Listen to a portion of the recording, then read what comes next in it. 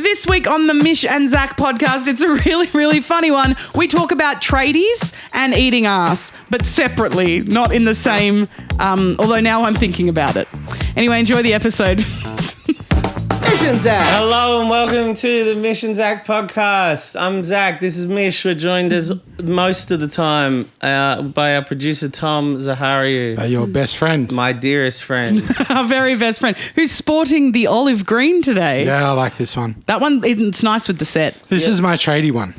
Your tradie one? Yeah, you know, all my others are floral and you know what I mean? This is now I've actually got to go to Bunnings. Yeah, good. I have a fun question that just sparked like a fun question. Okay, sure. If you had to be a tradie, what would be the one that you would go into? Great question for a bunch of arty little fucking idiots like us, isn't it? I would probably be, no, because I think about this a lot, because I think about because I grew up in, grew up in a sort of country town, and I often think about if I was in my parents' generation, what work would I have done? Because I think I was lucky to be the youngest, because so by the time I was like, I want to be an actor, they were like, all right. Okay. And I often think, like, what would I have done? I think if I was in my parents' generation, I would have had the shit beaten out of me by the brothers, so I would have had a very different personality. Yep. But I think I would have been something creative, but, I actually think I would have been a tradie. Like, I think I would have been a tradie, but it would have been something creative. I think ideal world, stonemasonry, like that's like the coolest one. Oh, yeah. Normal, realistic, cabinetry.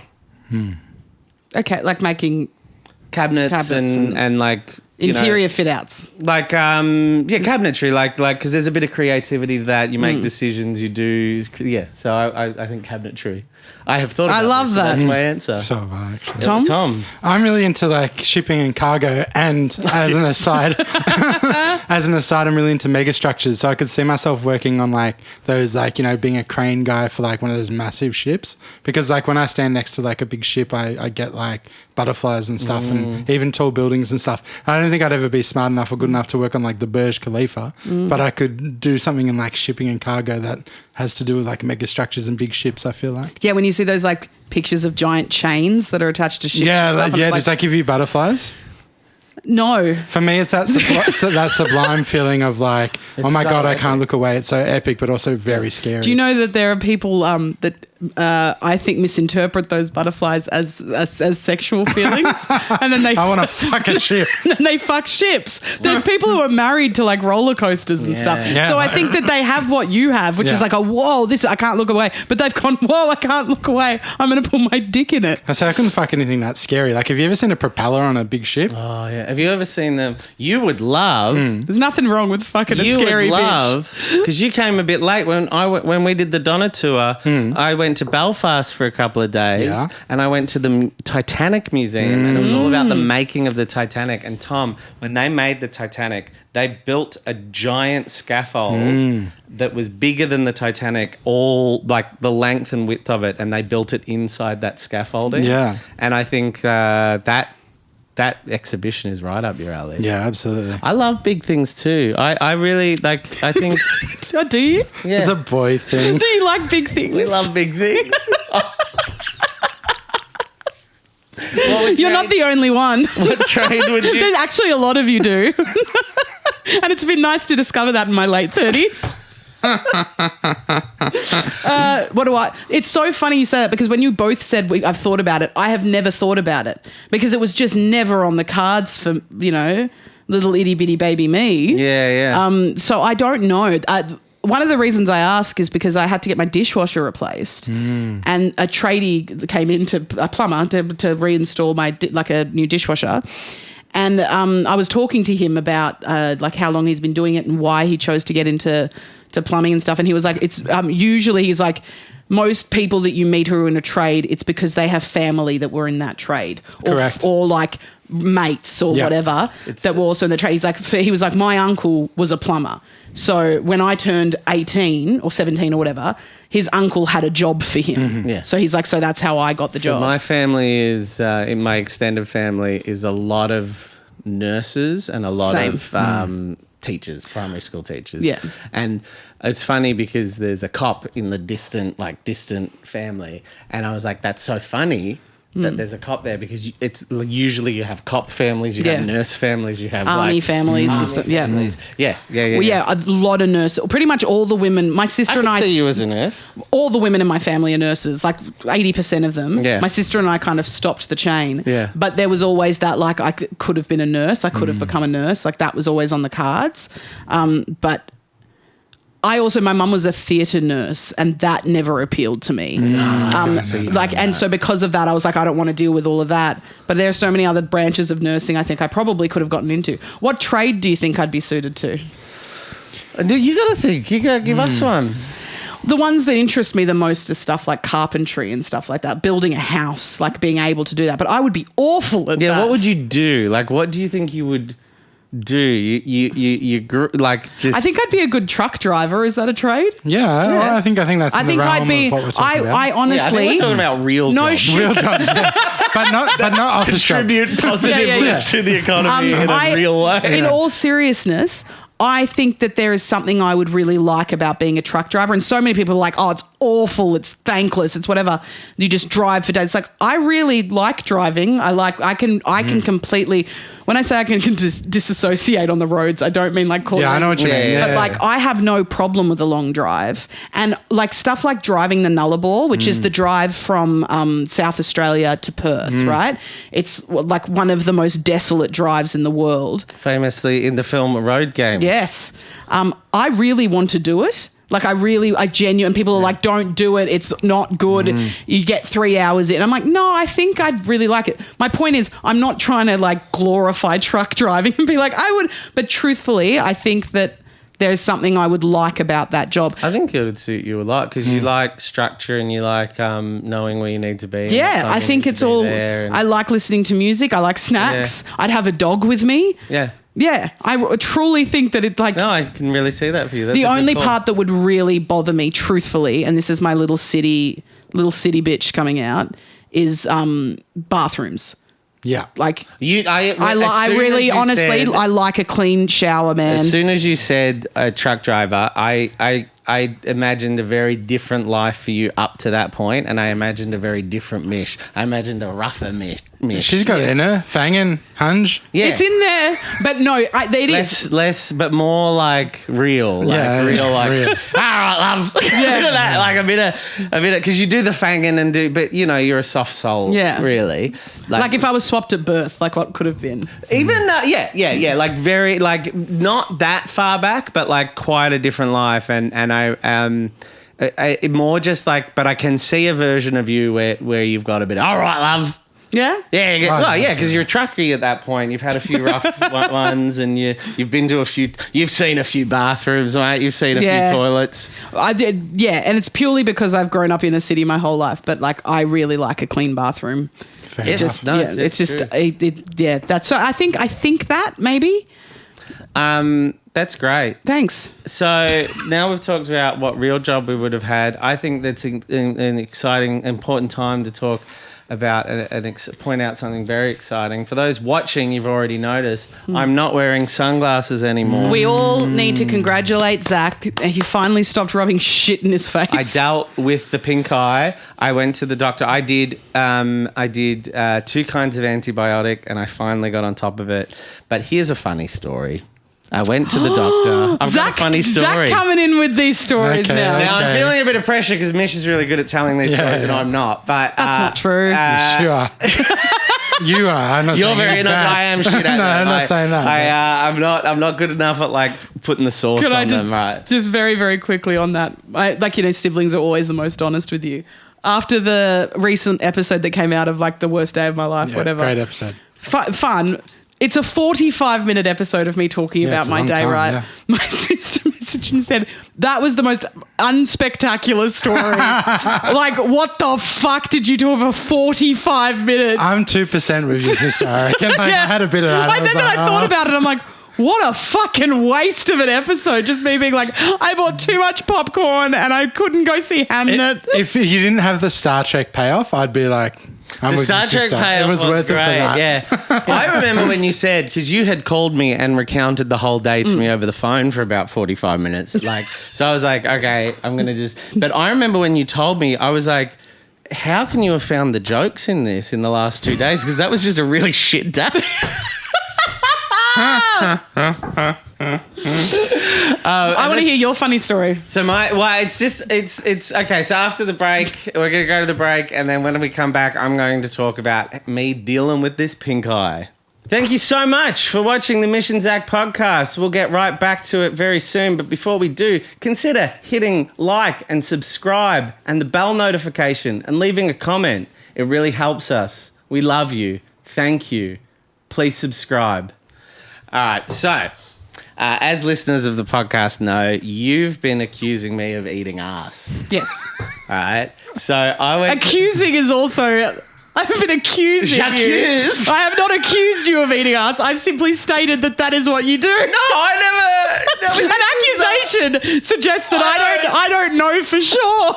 That it was poo. I've never said I eat ass on air. I think it was less about eating ass and more about poo and eye, right? No, but Mish has said I eat ass. Oh, right. Okay. Yes. And eating ass has come up. I thought that everyone thought that I was eating ass. That's right. Yeah, and then yeah. people explain there are other ways you can get shit in your eye. Yeah, like and I'm with your also hand. very profoundly of the belief and knowledge that there are things other than shit that cause any kind of bacterial infection. That's right. Maybe you were fingering bung and then put it in your eye. Yeah.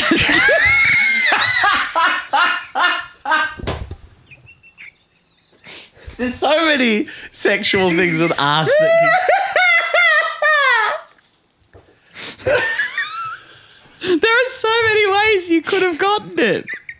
Let's list them off. You could have been eating ass. You could have been fingering butt. What does that even mean? good stuff. Yeah, slip a thumb in, that kind of thing. Yeah. So Don't even know where I got that phrase from. fingering bung is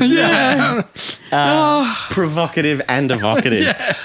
So I went to the doctor and I went in and I was talking to him and I said, look, I'd really like to deal with this. It's been a while. I've been doing these eye drops. They haven't really been working. Is there like an oral...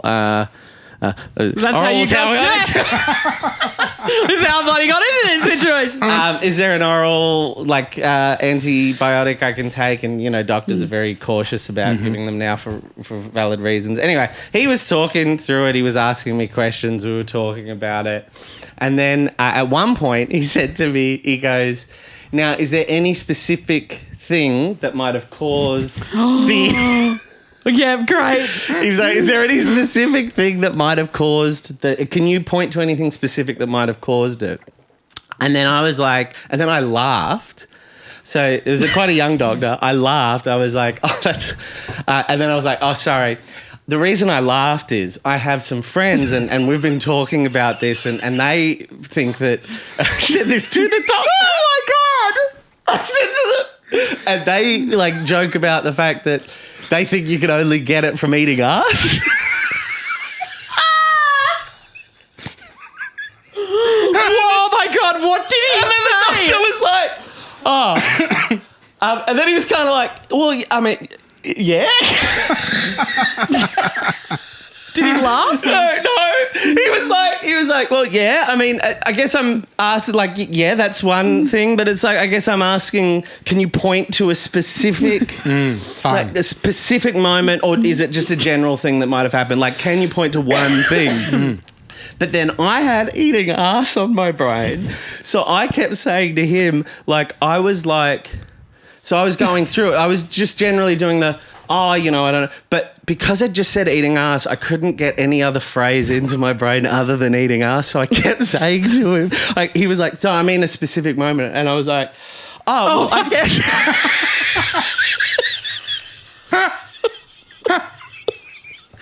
Oh my God. So I'm saying to the doctor, I'm like, well.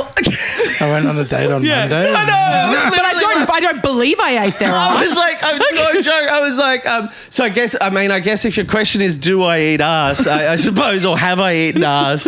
You know, I guess I have maybe eaten ass from time to time, but have I eaten ass in the last 2 weeks? I don't think I've eaten ass in the last 2 weeks. And I kept saying eating ass. And then he was like, I just mean, is there like a moment that something happened and then like, I was like, oh, like my dog farting on my pillow.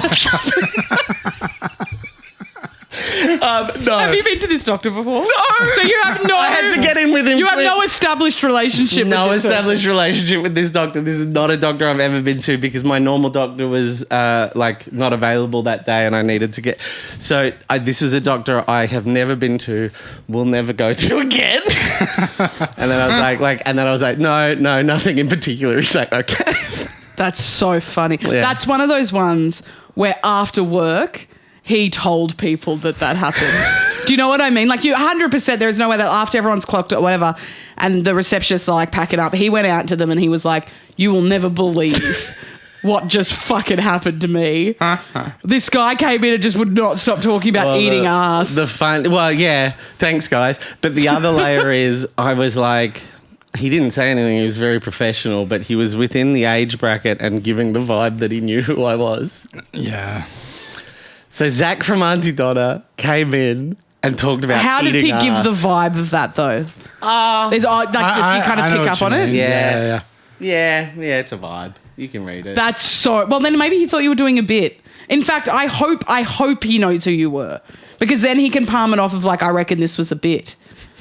Yeah, but we should get him on the podcast. Very seriously, I think we should get. Can we get him on the podcast? Because it was the sort of thing like I did. Like it is your doctor. I do have pink eye. I should talk about if I've eaten ass in the last. I hadn't eaten ass in the last. Did he 2 have weeks. the vibe of the kind of guy? If we said, "Hey, this happened to you a few weeks ago," would you come on the podcast and talk about it? Yeah, he probably would, but I'm not going to get a doctor in. How about we get your doctor in? Well, My doctor! No. We have a doctor in the family of friends. We could get a doctor on to talk about Oh my God! Guy. Yeah, why don't we get her on to talk about? Maybe we'll get a doctor in. Yeah. Let's get a doctor in to talk about. Let's get our doctor in. We have a family doctor. Yeah. There's a few doctors. We're gonna get in a doctor to talk about eating ass. Yeah, great. The risks and benefits of eating ass. I reckon they do it too. Yeah. She'd do it. Yeah, that's great. Anyway, I've dealt with my pink eye. Yeah, Should we no do more. a little round of, what's something cool you watched this week? Yeah. Great. Should I do the song? Yeah. What's something that you watched this week that you want to share with your friends That's beautiful, man. at the podcast? Still going. What's something cool that you watched this week with your friends Mish, Zach, and Tom? Awesome. Thanks. That's awesome. Thank you. I didn't watch anything. I've watched nothing. I've been trying to learn Spanish, so I've watched nothing. I've just been doing. Surely Spanish. chuck on a few like Spanish language films, right? I should, and You'd I love will, that. but I'm not at that point yet. Sure, it'd be. You I'm wouldn't at the nosotros. ¿Qué? Sí. Ir. Vas. Va. Pollo. Vamos. It's so funny Van. because once you speak Spanish, it's such a Van. sexy language. Van. And people who can speak Spanish are so sexy. But there is nothing less sexy than what Zach just did then. Hola. Hola. Sí. Hola. Me llamo Zachary. Soy australiano. Yeah. Mi perrita. Llamo Mabel. I have one that's fun. Llama Mabel. I have a really, really fun one to share. Okay. Ah, awesome. So this was a movie that I had on VHS as a kid. One of those movies, and I think maybe it's just generational, like but when parents just put on whatever and you watch as a kid, you're like, oh, that's so fun. And then you watch as an adult, you're like, that's an adult film. Like, that's not for children. Yeah. It was that vibe. We had it on VHS. It was a double VHS. The first movie on the VHS tape was Earth Girls Are Easy, which I'm sure I've spoken about in the pod. yeah, I my think favourite so, movie of all time. And the second one on it was a movie called My Stepmother's an Alien. Now, I fucking love this movie. I had not seen it in honestly almost 30 years, I reckon. It is so funny. It's an 80s, like, I think it's a little hidden gem. It's Dan Aykroyd, Kim Basinger? Basinger. Passenger, I think. Passenger? I think. And Alison Hannigan's first movie. Seth Green is in it. It's his first movie, I think. Maybe the two of them together. So funny because that's Oz and Willow from Buffy. And it's John Lovitz, who is so funny. John Lovitz. And as a kid, I found him so annoying, and he's so funny in this movie. But so the movie is essentially about Dan Aykroyd's a single dad. His kid is Alison Hannigan, and he works at a space station. And wait, does he? He's some sort of scientist. I block out the sci-fi part. Anyway, an alien comes to Earth to save her planet. And that alien is Kim Basinger, and she needs Dan Aykroyd to do something for her to fix her planet, but she can't let him know that she's an alien, if that makes sense. And he, of course, falls in love with her. That's not giving anything away. That's the first 10 minutes. It's so funny. It's one of those, like, I can't believe more people haven't seen this fucking movie. I watched it on YouTube. Sony released it. It's free. You can watch it. Wow. And it is genuinely such a fun movie. Kim Basinger is, I forget that she's so funny. And she is. Like, she did a lot of comedy stuff in the 80s. Like, a lot. And she's also wildly attractive, like one of the most beautiful people you've ever seen in your life, and she is so funny in this movie. Love it. And I thoroughly enjoyed my watch of this, so highly recommend. That is one. Stepmother is an Alien. My Stepmother is an Alien is like possibly top of my list alongside Rocky, fun fact, of I'm not sure if I've watched it or not. Like, I'm almost certain I have. I'm almost certain, particularly this one. Rocky, I really have doubts sometimes. But this one, I'm like almost certain I've watched it. I remember it being around. I think my uncle and auntie, it feels like they had it on VHS or something. But I'm not 100% sure I've seen it. But I think I would have. That's my fun fact about that. Great. I'm trying to see if I've watched anything. I really don't think I've watched anything. Oh, no, I've been watching. Do you know what? I'm going to say, I think I said this last year. I watched a couple of episodes last year, but I'm going to say it again. I have been rewatching Kath and Kim. Yeah. And it is so good. Yeah, it is. You know, I think like you have a soft spot for things that came out when you were a kid, and you kind of go like, oh. And I think Kath and Kim became so big that we forget. Or like it became, for Australians at least, it became, I think people know it internationally, but if you don't, it's about like this couple. It's on Netflix internationally now, so anyone can watch it overseas. It's about this, it's a mother and a daughter. They were both the same age. They were about 40 when they played it, but I think Kim's meant to be like 30 and Kath's meant to be about 50, and they both play it perfectly. And they're basically a suburban mother and daughter, and it's like a mockumentary about their lives, but it's not that it doesn't have talking heads or anything. You know, shows that they kind of become so iconic that you forget what they were doing at the very core of it. And rewatching it, it is like phenomenally written. It's genuinely like great sitcom. Like it's like good sitcom writing, which is so hard to do in Australia because we don't have that like continuity or that training in Australia. So to have like well-structured comedy plots that are funny in their own right, but also not too funny that they don't facilitate good jokes, it's such a good show. Yeah, it really is. And the is. satire is like on fucking point. It's just like so funny. Yeah, it's genuinely like, I think it's a really, really good, like, it's the best example of like what's Australian comedy like. Like if you were to show somebody something that's so quintessentially Australian, that's what, like when I say it's what we can be proud of, you know what I mean? It's No, like it's this true. is this and like early Sean McAuliffe stuff as well. Like it's such quintessential Australian humour. But this is so real. It's so like, I think the thing that I remember there was like some think pieces when it came out about like, it's looking down on the working class or the lower middle class. It's the upper middle class because, you know, and it's like, it's such a funny thing. It's like, it's such a because it was my world growing up. I think it was most Australians' worlds growing up, and they would watch that show. So, most people live like in the suburbs. I grew up in the country, but like most people live in those sorts of spaces and in that sort of bracket, and like it's so real. And it's like the Kim and Brett's relationship is everyone I know. Like it's so real, and Kath is. It's like, and it's this idea. It's such a funny thing that these like hoity-toity people were like, I think it's punching down. It's like, no, because it's about them. Yeah. You think it's punching down. It's 100%. Like it's not.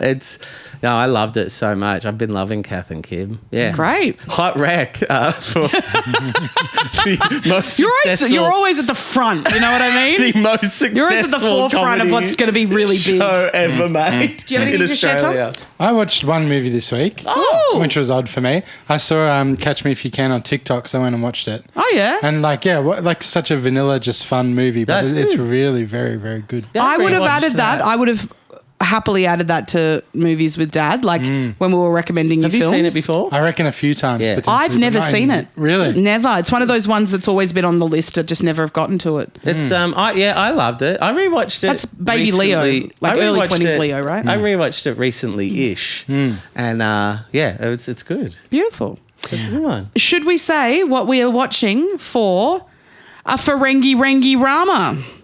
Yes. Zach, what episode are we watching for Ferengi Rama? Let me double check. No problems. It's also worth knowing, previously we were like, there might be 10, 11, 12 episodes. It's actually 9 that you've written up for us, just so you're aware. I feel like the listeners should know. Is it? Sure. I thought it was 10. That's 9. Oh, we'll talk about it. I might be wrong about that. I think someone's trying to get that number down. Yeah, 9. This is our final one. On Thursday, it's our final episode. Can you believe it? Someone's trying to lock it in. You know what? We don't even need It's a little too much ambiguity for me. We don't need to do it. You don't even need to tell them what we're doing on Thursday because Ferengi Rama's over. It's over. I don't remember. Okay.